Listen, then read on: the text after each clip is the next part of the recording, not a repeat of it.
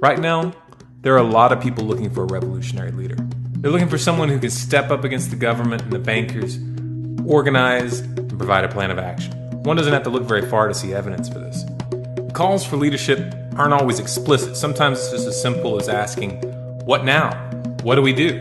But make no mistake, when you say things like this, you are in fact advertising that you're looking for someone to guide you. And for someone who's looking to take the reins, you're letting him know that the opportunity is there. This is a very dangerous situation, because what we have is a power vacuum and a lack of clarity as to how that vacuum should be filled. It's dangerous because someone could easily arrive on the scenes right now, tell you what you want to hear, and lead you in a direction that could be far worse than our current situation. And yes, it most definitely could get worse. Those who can't see that don't know their history. If you want an idea of what I'm talking about, if you want an example of how bad things can get when the wrong person takes control of a revolution, do some research into the consequences of Robespierre's leadership during the French Revolution.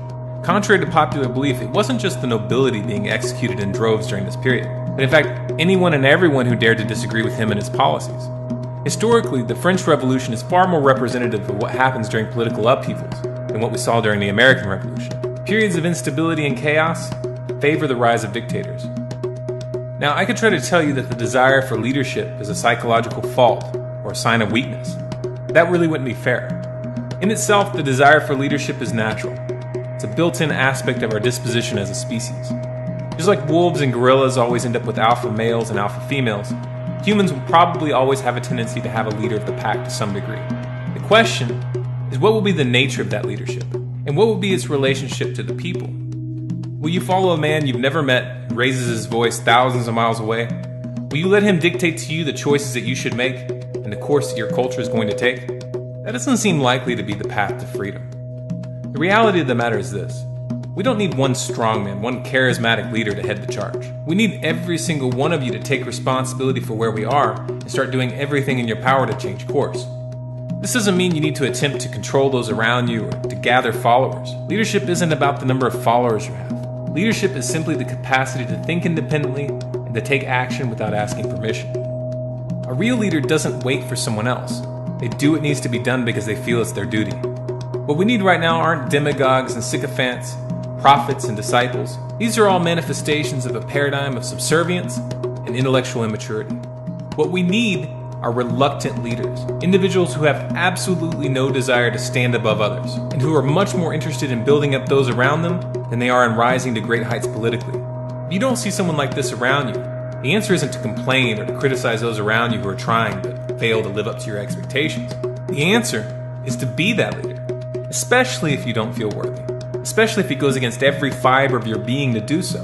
Those who desire power usually shouldn't have it. When I say that you should be that leader, it doesn't mean that you have to have a plan. This doesn't mean that you need to know how to organize people or be a charismatic public speaker. Leadership isn't a specific skill. It is strength of character. Rosa Parks was not a trained orator. She didn't have any experience managing political movements or media campaigns, and she didn't have to. Her act of courage was enough to inspire those who did have such skills to take the next step. This is an important concept to internalize. We cannot know the full effect of our actions, and our involvement should not be based on our chances of success. We accomplish much more when we're willing to look at ourselves like grains of sand, whose movements over time assist in smoothing the surface of a sharp stone. In that sense, we also need to realize that we may not live to see the final result. If every single one of us operates from that standpoint, then the question of who will lead will be irrelevant. If you agree with this message, please share it with other people. Post it on Facebook, post it on Twitter, post it on your website. Send it to your friends via email. And if you'd like more content like this, please subscribe to this channel, Storm Clouds Gathering, here on YouTube. We have a new video coming out every Monday and Wednesday, and we have a bonus video tomorrow.